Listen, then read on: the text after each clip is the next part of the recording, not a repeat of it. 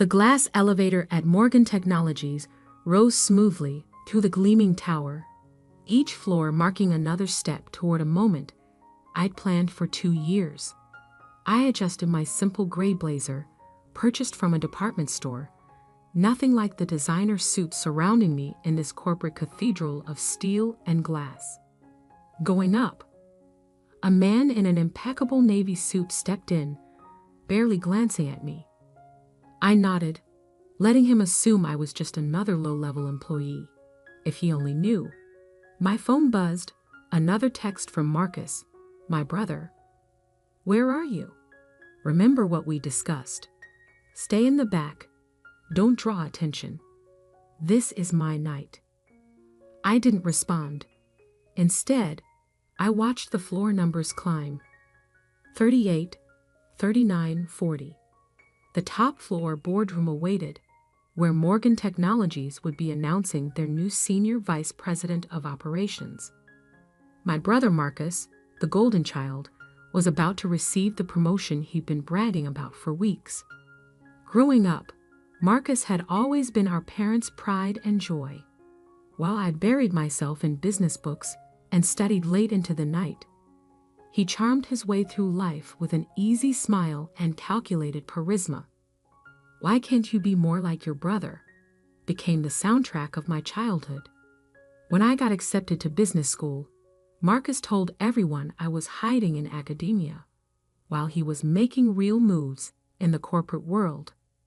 When I completed my MBA, he dismissed it as just paper compared to his real-world experience. The elevator dinged at the 45th floor. As I stepped out, memories of last month's family dinner surfaced. Sarah's still playing at being a professor, Marcus had announced, cutting into his steak. While I'm about to become the youngest SVP in Morgan Technologies history. Mom beamed at him. "We're so proud of you, sweetheart."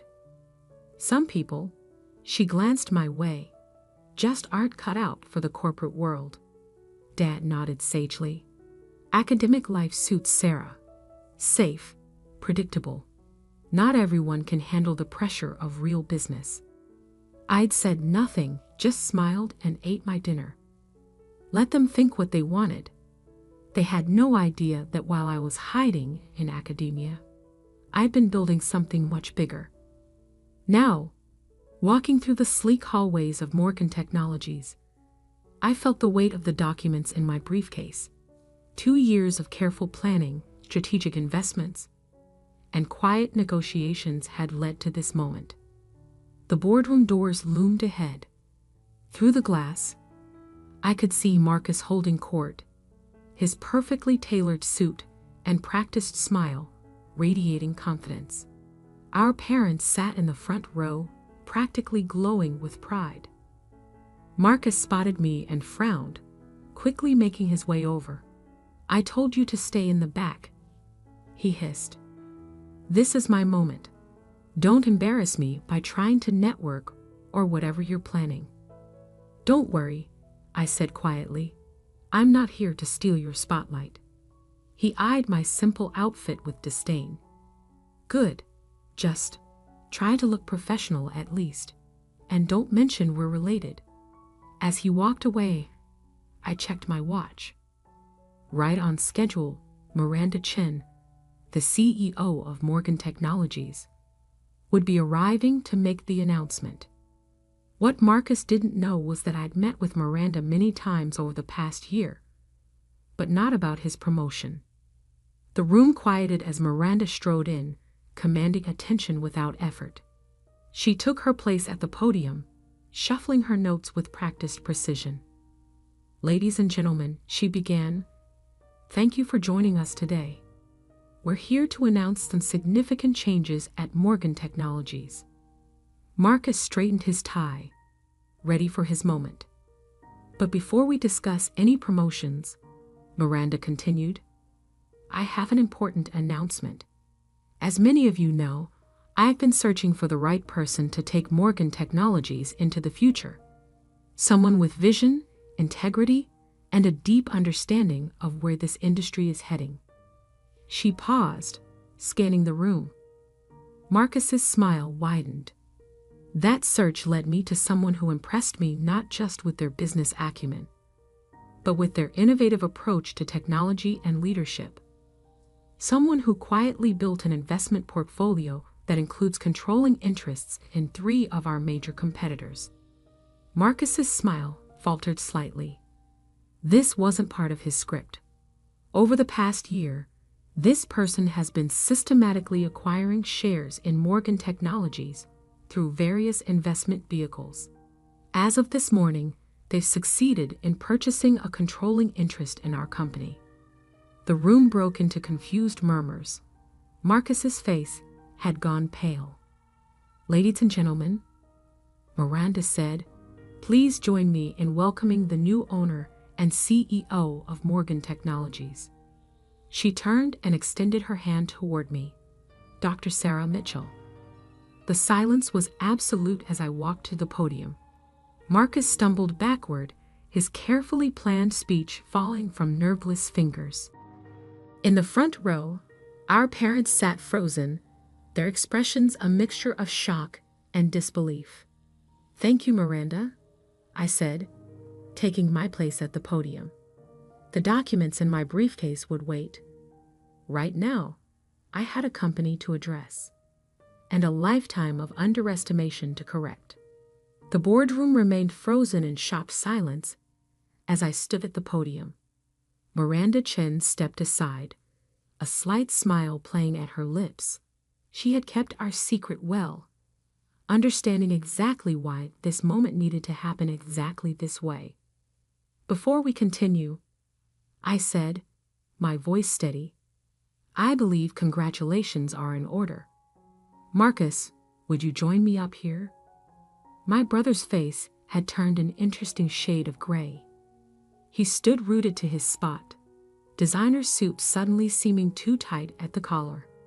Our parents remained motionless in their front row seats, mother's perfectly manicured hands gripping her purse so tightly her knuckles had gone white. Marcus, I repeated, letting authority fill my voice. Please. He moved woodenly toward the podium, each step looking like it physically pained him. The whispers had started now, rippling through the crowd as people connected the dots between our shared last name. As you all know, I continued, Marcus was to be announced as your new Senior Vice President of Operations today. I paused, letting the tension build. That announcement will still be going forward, though with some adjustments. Marcus's head snapped up, hope and confusion warring on his face. Over the past year, I've had the opportunity to review everyone's performance records, including Marcus's. While his sales numbers are impressive, there have been some concerning patterns in his management style and strategic decisions. I opened my briefcase and removed a folder, watching Marcus's eyes track my movements. Specifically, the Harrison account proposal from last quarter. I held up a document, the one where you took credit for Jennifer Torres's work while she was on maternity leave. The color drained from Marcus's face. In the audience, a young woman in a charcoal suit sat out straighter. Or the Stevens Technology merger, I continued, extracting another file, where you conveniently failed to mention the massive pension liability that would come with the acquisition. The liability you discovered during due diligence but chose to hide. That's taken out of context, Marcus stammered, finding his voice. You don't understand how business works in the real world. Sometimes you have to make morally questionable decisions to get ahead. I finished for him. Steal credit from your subordinates. Hide critical information from the board. Our father stood up suddenly.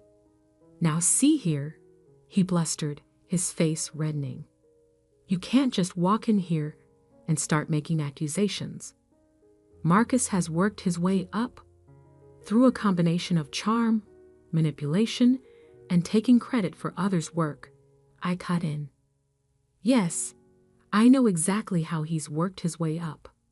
I've spent the last year reviewing every decision, every proposal, every partnership he's been involved with. I turn to address the room at large. Morgan Technologies has an incredible team of dedicated, innovative professionals. People who work hard, support each other, and operate with integrity. Starting today, those are the people who will be recognized and rewarded. My eyes found Jennifer Torres in the crowd. Ms. Torres, I'd like to meet with you tomorrow morning to discuss your actual contributions to the Harrison Project and your thoughts on leading the new digital transformation initiative. Jennifer sat up straighter, a slow smile spreading across her face as Marcus seemed to shrink beside me. This is ridiculous. Our mother's voice cut through the room as she stood, designer heels clicking on the hardwood floor. Sarah, you've always been jealous of your brother's success. This little power play of yours. Mrs. Mitchell, Miranda interrupted smoothly. Perhaps we should continue this family discussion privately. The board and I have some organizational announcements to make. I nodded. My office, I said, indicating the large corner office that had been prepared over the past week. Now, as our parents and Marcus followed me into the office, I could hear Miranda beginning to outline the company's new direction to the assembled employees. The heavy door clicked shut behind us, muffling the sound. Have you lost your mind? Marcus exploded the moment we were alone. You can't just walk in here and... I can and I did. I replied calmly, taking my seat behind the desk. I own 51% of Morgan Technologies now. Every decision, every promotion, every strategic move goes through me. How? Our father demanded. Where did you get that kind of money? This company is worth billions. I leaned back in my chair. Remember that silly little consulting firm I started during my hiding in academia phase? Turns out there's good money in helping tech companies optimize their operations and identify acquisition targets. I smiled. Very good money, when you do it right. But you live in that tiny apartment. Our mother protested. You drive a used car. You shop at department stores. Because I was investing everything into building something bigger, I opened my laptop. Now let's discuss Marcus's new position. New position? Marcus sputtered. I'm supposed to be senior vice president. You were, I agreed.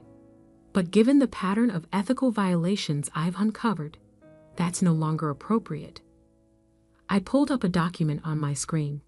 Instead, you'll be taking a lateral move to our new Minneapolis office as a regional sales manager. The blood drained from Marcus's face. Minneapolis? Sales manager? You can't do this to me. Minneapolis is lovely this time of year, I said mildly. Though I hear the winters are quite cold, you might want to invest in a good coat. Department stores have some excellent options. Our father slammed his hand on my desk. This is outrageous. We'll fight this. The board won't stand for. The board, I cut in, has already approved all personnel changes. They've known about this transition for weeks. Only the three of you were kept in the dark. I stood up, straightening my simple blazer.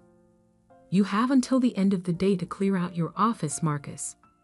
Your flight to Minneapolis leaves tomorrow morning. First class, of course.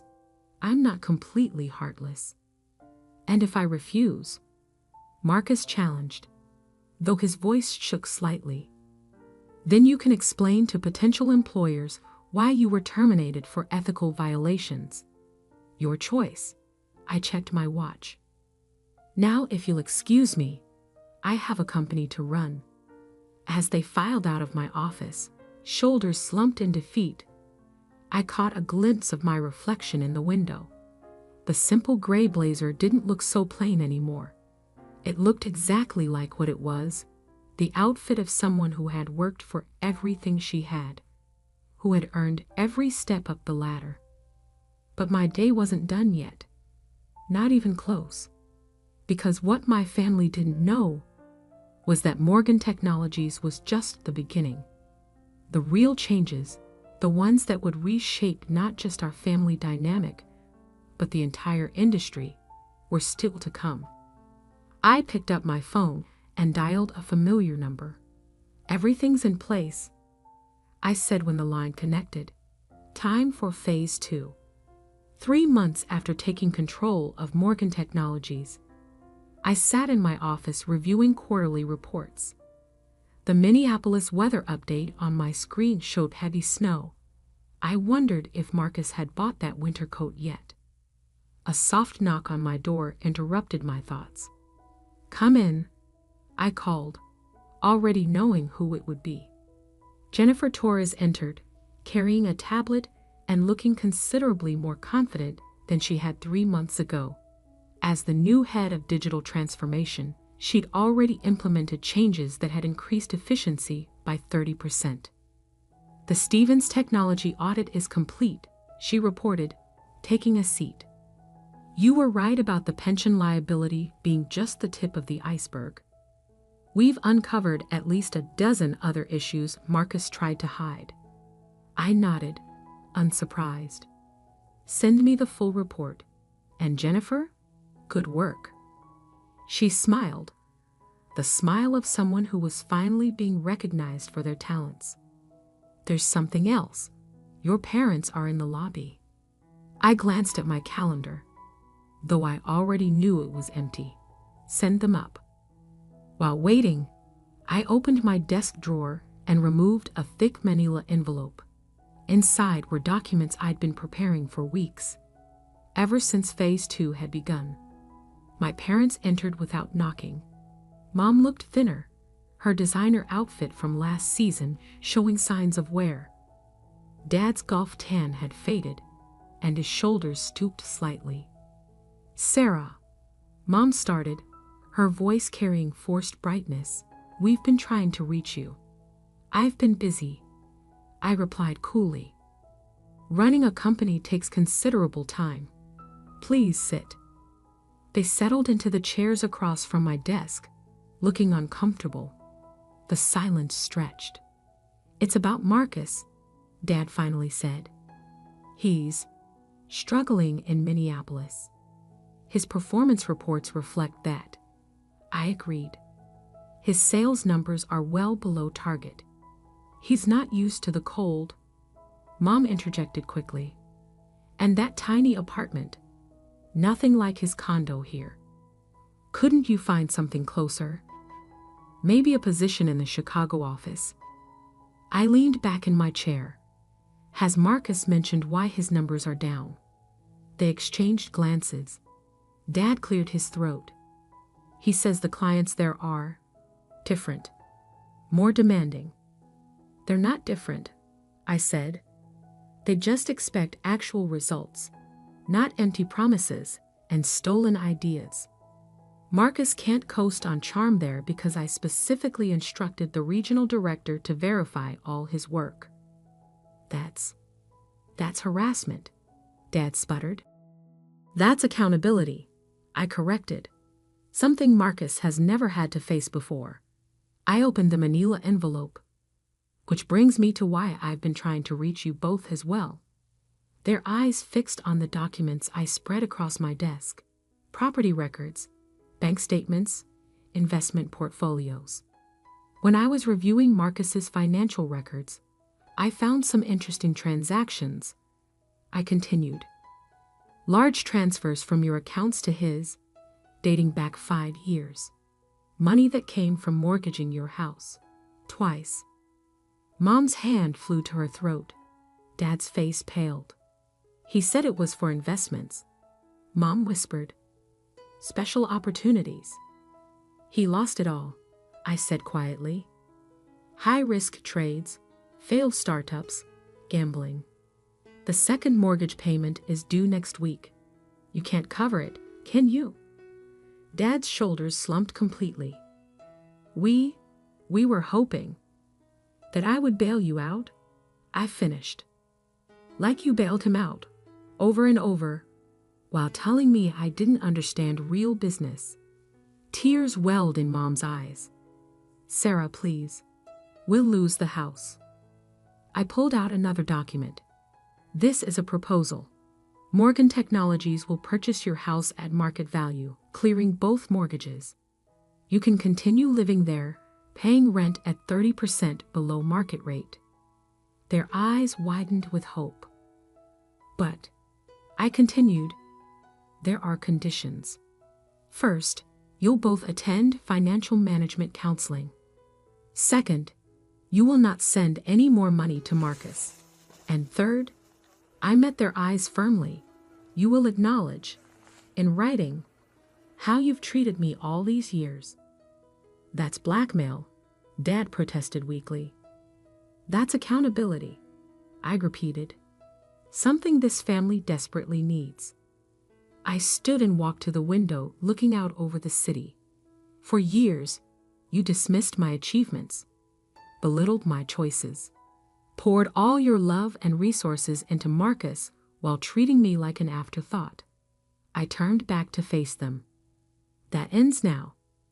Mom was crying openly now. Dad stared at his hands. The choice is yours, I said. Sign the agreement, keep your home, and maybe, we can build something new from the ashes of what this family has become. Or don't sign, lose the house, and continue enabling Marcus's destructive behavior. I placed a pen on the desk between them. But understand this, I'm not doing this for revenge. I'm doing this because sometimes love means forcing people to face hard truths. The silence stretched for a long moment. Then slowly, Dad reached for the pen. As they signed, my phone buzzed with a text from Minneapolis. Marcus had finally hit rock bottom, admitting to his regional director that he needed help. I'd already arranged for him to enter a program that would address his gambling addiction and teach him actual business ethics.